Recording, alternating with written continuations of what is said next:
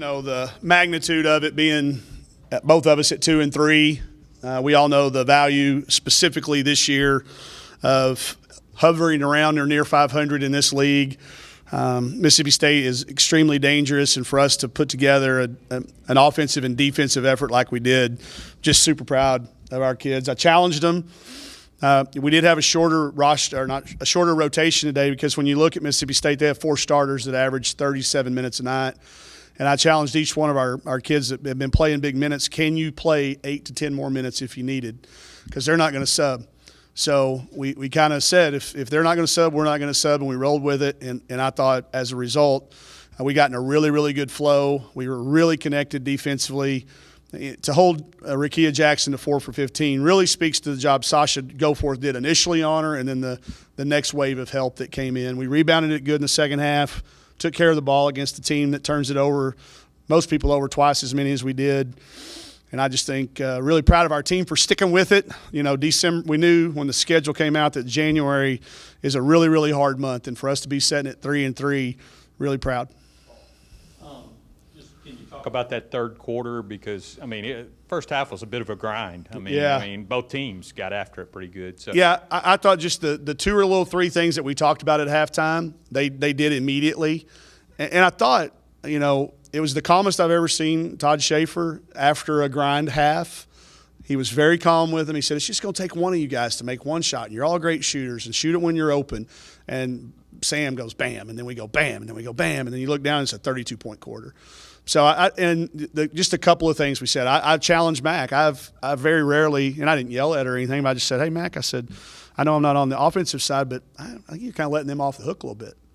She kind of took that personally, I think. And I thought as a result, that just kind of fed all the way through. Our offense led to good defense. And I thought that third quarter we needed it, because y'all saw what happened with their Georgia game the other night. They were down 21 at half, and they came back and they took the lead late in the game. So drawing back on that, I thought was helped us as well. And you kind of mentioned, what Sasha was able to do defensively on a really, really talented player. Yeah. What did you guys try to do to just try to kind of squash her and limit what she could do? We wanted to really free Sasha up away from help responsibilities. We wanted to be able to be there on the catch and always have a second person come in if needed. And sometimes we needed them, sometimes we didn't. But we wanted to give her the confidence that she could guard her one-on-one, and she did for the most part. The kid hit a couple of really, really tough shots and then a couple of broken plays. But there was some scheme to it, but I credit Sasha and I credit Riley with their decision, their desire to guard her, and then the other players for being there and being in the gap. And it was a team deal, but I think those 2 kids deserve a lot of credit for doing a heck of a job on a really, really talented player. What's been the difference in Samara in the last couple of games? Just some confidence, just fighting through. Back in school, back on a routine. So many things are so new. It's the first time they've had a second semester. They've had to change classes again. And I think the key, too, for us, nobody ever said anything, got down on her or said anything. There was no change in the starting lineup. There was no change in minutes. Hey, you've been great. Be great again. And as a result, I think, she gets confident, and that just oozes it from everybody else. So you shot 9 for 27 from 3. You're normally a very good three-point shooting team. You had a little bit of a rough shooting night tonight. Yeah. How do you think you recovered in other ways to still outscore and win the game? I'll take that against Mississippi State. You look at what we do percentage-wise, and, yeah, you're right, 33% still equals 50% if you're shooting twos.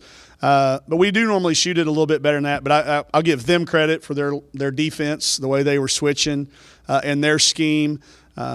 But I thought as a result we drove it a little bit more. We got in the paint, 24 points in the paint, got to the foul line. Anytime you can make more than your opponent's attempt, you've been aggressive going to the rim. So I think we balanced that out, and we took care of the ball. When you only turn it over 8 times, you're going to end up with enough shots that nine's enough. Good question, young man. High school guy.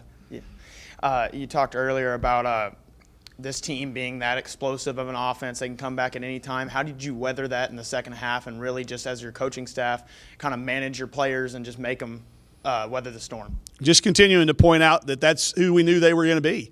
So respond, and you look up, and they did explode, but we still won the quarter by 15. And I think that speaks to how our kids, if you tell them the right stories, if you give them the right information, they'll perform. And I know it's been a challenge for us as coaches sometimes to find the buttons and the stories that they need to hear. But when they saw what happened with their game at Georgia, we told that story over and over and over, and I think it resonated all the way through that third quarter and on into the fourth. Samara Spencer having a great game, had 19, coming off a game where she had 18. Just a very good player. How do you think she's met your expectations or exceeded your expectations? Well, exceeded. You don't ever want to expect a freshman to come into the SEC and be responsible for as many times as the ball's in her hand. But once she got here, not exceeded, met. She's got really high standards. When you meet her family and you know her background and her support system, you know that she had high expectations. So it's been fun to watch. But it's still fair enough to say she's exceeded expectations. People don't just go into the year expecting somebody in a veteran SEC. The SEC's deep this year with veterans. So freshmen, if you look at every team in the league and what freshmen are doing, Mario's got his work cut out for him tomorrow to make sure that Sam's SEC Freshman of the Week. Coach, you mentioned earlier tightening your rotation to kind of match the minutes from Mississippi State. When you see this kind of performance, and it's normal for teams to tighten their rotation as the season goes on, does that make you think a little bit about how you kind of divvy out minutes as the season moves forward? No, probably not, because I think we can still, against other teams that play deep, I think we've got, Emory Ellis gained valuable minutes, and she didn't play near as many minutes tonight as she has been because Aaron's back. Alana and Destiny, those kids that got a lot of those minutes, we can still count on them. So there will be times, teams that play more, we'll match up player for player. But it's good to know that if we do run into somebody that decides to play it that way, we knew our kids were in shape. We've got, with Dave and what Tyler do and strength and conditioning and how Simone runs our athletic training, we know our kids are ready to play. We monitor that really closely, and they work really hard at what they do. So I'm confident that we need to, but it's still not something that I would consider doing if the game doesn't warrant it. Looking back, do you think that 15-0 run and kind of the way they ended the game against South Carolina can be a turning point for this team? They mentioned how just going on that run against them gives them confidence against ranked teams, and you guys have LSU coming up later this Sure, year. and that's where, I know as a young coach, well, not a young coach. I was never a young coach, an inexperienced coach when I first started because I got my job so late. I used to worry about, celebrating small victories. But, we didn't beat South Carolina, but we did a lot of really good things. And I thought pointing that out against them, I saw some of our young kids go, hey, they're not looking at the scoreboard. Because we talk about that all the time. Don't use the scoreboard as your gauge to how well you're playing. So I hope that helps something. But if they mentioned it, it obviously did. And we've played pretty good since that little thing has happened. These last couple wins, you guys are 500 in the SEC. Just how would you assess where your team is at this point in the season? Take it. I think when that schedule came out, I don't know if, we would have said who we beat or who we lose to or whatever. If you'd have said, hey, coming out of those first 6 games, you'd be 3-3, we might have signed off on it and moved on. With everything like it is, this league is so deep. There's got to be consideration for, 10 of our teams at this point, maybe more, could potentially the way this plays out. So to get back to that 500 number, I don't know how it all plays. I haven't seen who all won yet, but we're going to be in the top half, I think. We call that the SEC North. We're going to be in the SEC North, I think, tomorrow after being in the South here to start the year. There's really not a North and a South, y'all. I call it that. It's a metaphor. That's what it is. It is not a simile. It's a metaphor. Thanks for being here. BetOnline would like to wish you a happy new betting year as we continue our march to the playoffs and beyond. BetOnline remains the #1 spot for all the best sports wagering action for 2022. New year and a new updated desktop and mobile wagering to sign up today and receive your 50% welcome bonus on your first deposit. Just use our promo code BELIEVE to get started. That's BLEAV. From football, basketball, hockey, boxing, and UFC, right to your favorite Vegas casino games. Don't wait to take advantage of all the amazing offers available for 2022. BetOnline is the fastest and easiest way to wager on all your favorite sports. BetOnline, where the game starts.